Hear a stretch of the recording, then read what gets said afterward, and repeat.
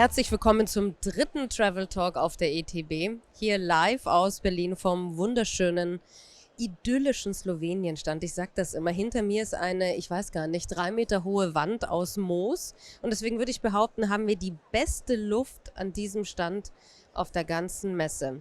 Und ich begrüße und switche jetzt dann gleich ins Englische, denn wir haben hier 3 ganz besondere Damen sitzen und ich freue mich auf einen wunderbaren Talk und wir reden über die European Capital of Culture und das sind 2 Städte 2025, Nova Gorica und Chemnitz und deswegen freue ich mich und fange erstmal mit Frau Dubravka Kalin an, der Direktorin des Direktorats für Tourismus.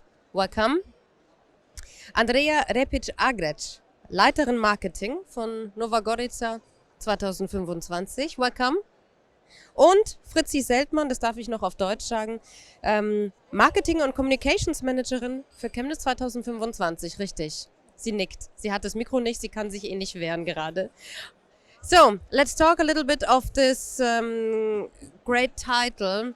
Dear Mrs. Kalin, maybe first the political aspect, because next year is a very great year for Nova Gorica. How do you support from the political side maybe also these projects, because there are a lot of projects I think what will be done? Thank you very much. Yes, I would I like to say that this is a very important national project. As far as I know, the first in the history, which is about cross-border, which is connecting cross-border cities. And this is why we established the public interests for this project and also provided the public funds for it. And the whole story began in 2019 when the presidents of Slovenia and Italy took honorary patronage over this project. Our president, Borut Pahor, and Sergio Mattarella, president of Republic of Italy, and it started from there. Now at this moment we also have interministerial commission, so many ministries work together on this project. Also Public Institute was established and it's also funded by public money for it, because we understand that this project is important not only because 2 cities in the border connected in the common mission, but because we also we are trying to dismelt the borders in our heads. Not only physical, but also borders in our heads, which still exists from history, because Slovenia and Italy had many issues in the past. But I think this is really good practice, how to cross over the problems which existed for many years. And that's a good point for Nova Gorica even, because I talked to Andreja Repič Agrež before about these 2 countries, about the perspectives, the 2 perspectives, and maybe this is a chance even, you told me, that we can talk to each other in while we make storytelling in these projects. And you have a personal story with Italy even. Yes, thank you. As Ms. Kalin was saying, we are really dealing a lot with the borders. Also, our slogan is "Go Borderless," which means that we have an objective to really try to transcend these borders in every meaning of the word. One of the biggest projects that we will be having, and one of the biggest also infrastructural projects, will be a renovation of a building where we'll put the EPIC Center, which is the European platform for the interpretation of the 20th century history, which will actually enable us to look at the history, discuss it from different points of view, because I come from Nova Gorica, and I sense this sort of tension between two of the countries, two of the cities, two of the nations, two of the languages, two of the bureaucracies. And it makes sense they exist, and it's okay that they exist, but we really need to understand each other better. As you mentioned, I mean, why I have the personal perspective on this, because I'm Slovenian and my partner is Italian. And as a first stance, it's like when we cross is the language, right? And then also we used to live in Nova Gorica, now we moved in Gorizia. But for us, there's the place of the two cities, actually they do exist together already. For me, I don't see a difference where I am. You know, I live in Gorizia, I work in Nova Gorica, I do the shopping in Nova Gorica, the clothes shopping in Italy, of course. And it's always, you know, we're going up and there. So also with the project of EPIC, when we'll be able to hear, like I hear through my partners now, how he sees the Italian history and how he sees Slovenia, and I can tell to him how I see Italy from my perspective, and then we can understand each other. But I think on a wider scale, also what our mission is as a European capital of culture is to really make this bigger so everybody can understand the other side, and in this way everybody can live better. Frizzi, now we talked about the European capital of culture aspect in Nova Gorica, but Chemnitz has some other history facts maybe, or some other projects even, where it is focused on. Which projects are you working on now for next year? We are working on many projects, because now it's the year -1 before the big European capital of culture year, and now it's the time to really develop the project, so that in the next year all of the projects we put down, which are about 100 for next year, and we will have about 1,000 events just coming from the ECOC program. So this is a lot, and but of course already last year or in the past years, lots of events have been happening around a couple of projects that are already a bit further, you know, in the development process. So for this year, for example, we'll have a couple of festivals in different areas. The Cosmos, which is Festival of Democracy. We'll have a festival of street art. We have the European Peace Ride, which is a great international biking event to bring people together. And one of our flagships, the art and sculpture trail Purple Path, which is connecting Chemnitz with the 38 municipalities in our region, will grow immensely. So we already have 7 sculptures standing there, and we are about to open, or this is the aim, to open 20 of them in this year. So this is one of the biggest projects that connect us with the region. Moreover, because our story is also a lot about making and makers, there's a connection to Nova Gorica as well, and the Makers United festival, and also in 8 places in the region and in 1 in Chemnitz, we will develop maker hubs, so where creative people, companies and locals have the opportunity to come together and do things together and be creative. Yesterday we talked of the tourism industry as an industry of friendship, which is very important nowadays, I think, more than ever in Europe.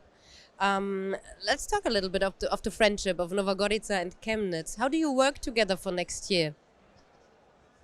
I mean, that's one of the reasons why we are here together, actually, also because we do meet on a monthly basis so that we exchange the knowledge, and because it's a huge project, right? And you're doing it for once in your lifetime.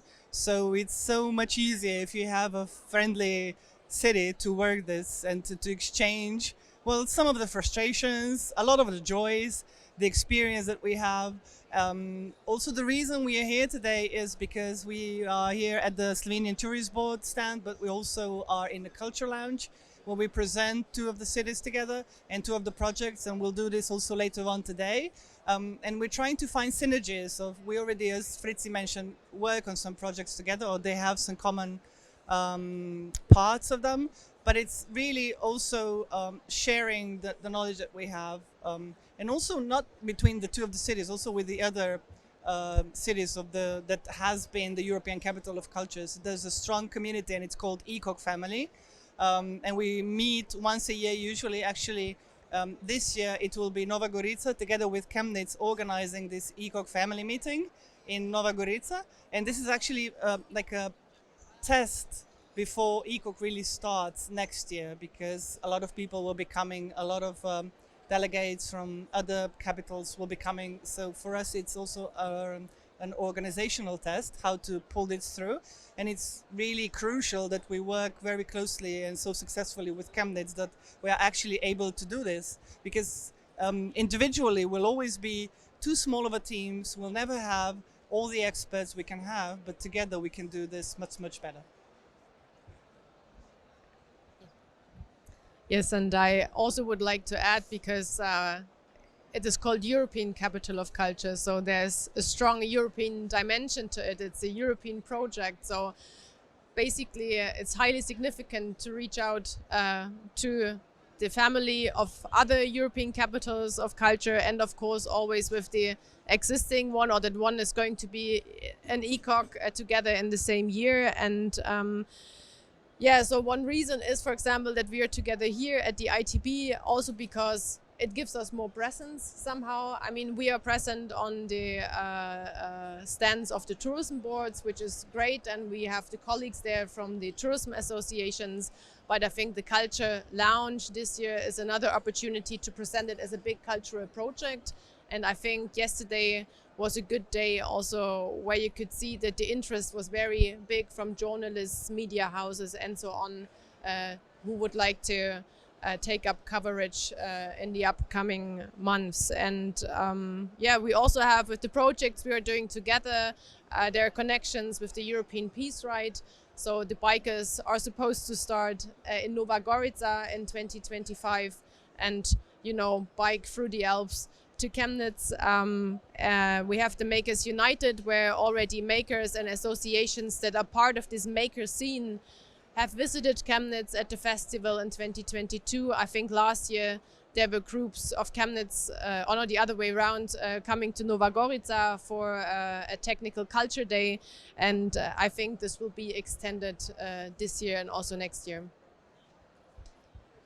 Dear Mrs. Kalin, what is also important for Slovenia? Are there some more topics you think should be focused, even because we are talking here on the ITB about tourism sector, and I know tourism is so much important for Slovenia, no? Yes, tourism is very important for Slovenia, since it produces almost 10% of GDP. So it's important industry for us, and it's not. We need to be careful how we manage it.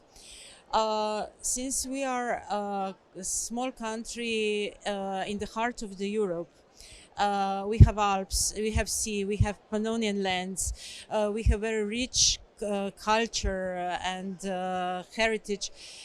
So from the promotional point of view, we could promote almost everything that other countries could promote. But then we would be lost in the universe. So that's why we decided to promote different aspects of Slovenia for every 2 years. For example, for the last 2 years, we promoted sports, because we are very strong at sports, in team sports, individual sports. Like we have very important ambassadors like Pogačar, Roglič, Doncic, and the list can go on and on. On the other hand, in the 2024-2025, we are extensively promoting art and culture. So this is now joined very well together also with the European Capital of Culture of Gorica, Nova Gorica and Gorizia. On the other hand, we also try to incorporate other details, because Slovenia is very strong in gastronomy. We have also ambassador like Anna Roche with 3 Michelin stars. And sometimes we are maybe a little too shy about our history. And since we are now promoting art and culture, I think that also our history can be more deeply incorporated in all our promotional activities. So I think we will try to package all this together. And what is the opportunity even? Now you say it's history, you can have a focus on it. I think you must be very proud that you're European Capital of Culture with Chemnitz next year. But are there some more opportunities maybe when we talk about the international market even, where Slovenia can put more light on as a tourism country with green and slow tourism even maybe? I think we already managed to put Slovenia on the world map as a green, healthy and active country. Also, if you look at our stand, it's all green, it's all sustainable. Sustainability is our core business in tourism, I must say.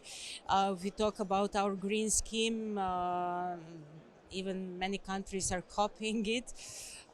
So I think we did a lot of steps in this direction. On the other hand, we are also implementing now a national information center.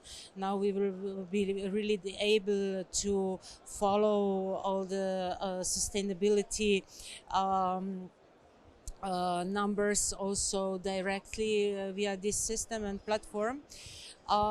But of course, we may not forget other aspects. As I said, in next 2 years, art and culture will really be most important for us, and especially since we are talking about Gorica and Nova Gorica and two it's cross-border project, and now we can through this project address also all the challenges that comes on the borders, and we can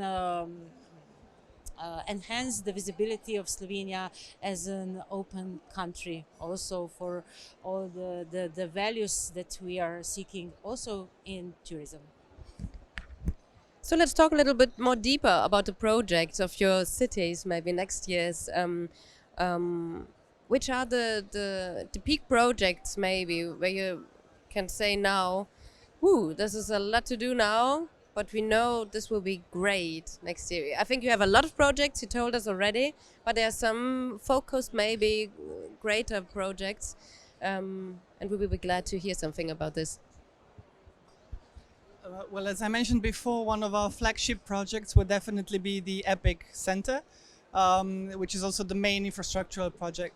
But the rest, we are in light that also we want to be sort of a green European capital of culture, in a sense, sustainability and all that is connected to it. We're not going to be changing the city a lot or the surroundings, both of the cities or the surroundings.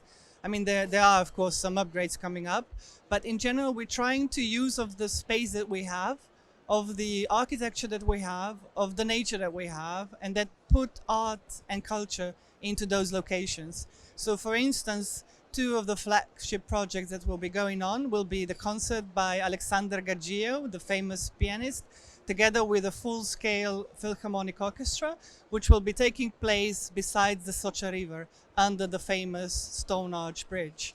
So it will be great music in a really beautiful environment. That's one of them. The other will be by our international dance ensemble MN Dance Company, and they'll be making one of their performances in the quarry just outside of Nova Gorica as well. So they'll be going to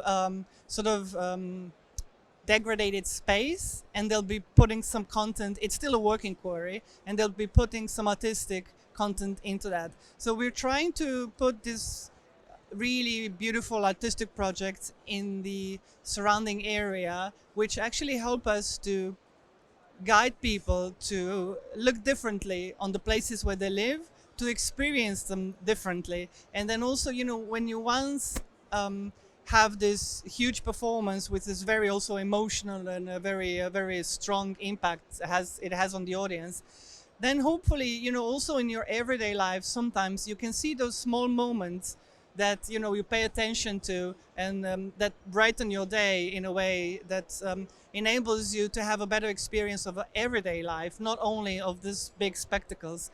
We are also focusing a lot on the smaller venues that we have, like for instance, on Italian side, the village of Topolo, which is has been an abandoned village that has been a revitalization project going on for quite some years already. We are just strengthening that. But one of the examples is that the artists are coming into Topolo village to bring life back to it, and there are a lot of artistic projects going on there. Then, for instance, we have the Kino Kascia, which is one of the it's actually in the house of one of the major directors of our area, who deals a lot with the border and the history of the border, and she renovated her house, and one of the room Kascia, or the storage house, is turned into this community space where also be featuring movies and discussions around that. So there'll be a lot of these small spaces. One is also, for instance, a Park Pecno, which is again a project of two enthusiasts, and they're not artists, but they're art enthusiasts who actually changed the woods around their house into like an artistic experience. And the beauty about that, for instance, when you go to Park Pecno, first of all, I mean, you see some art, but you don't see everything. And it's almost like picking mushrooms. When you go to the woods, and in the beginning you don't see anything. And then once you see one mushroom, the other, and out of a sudden you start seeing all the mushrooms. And it's the same when you go to Park Pecno, maybe in the beginning you see some, and then you just, wherever you go, you see art.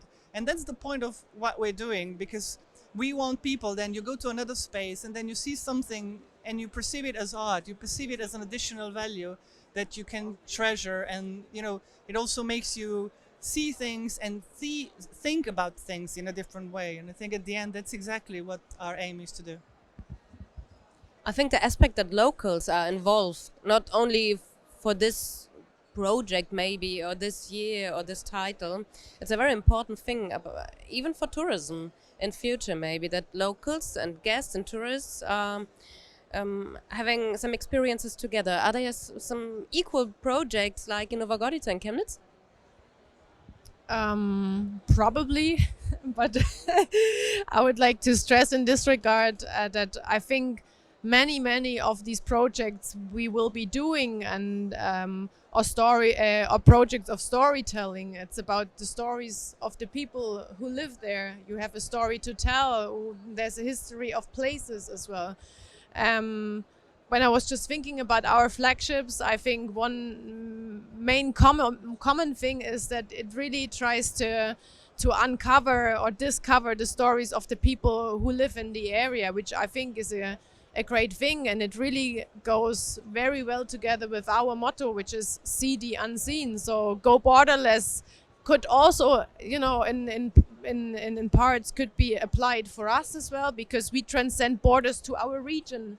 We don't have a national border, but we are European capital of culture together with 38 municipalities that are around us and that share this title. So we have to take care of it, that we are working together on eye level. And of course, with regards to the projects, it's also about integrating the people that have been doing projects maybe all their life, who have great ideas. So last year, for example, we had the bid book, which was part of the application, with about 72 project ideas, which have been checked in the last year if they were still or can be developed in the way they were actually planned.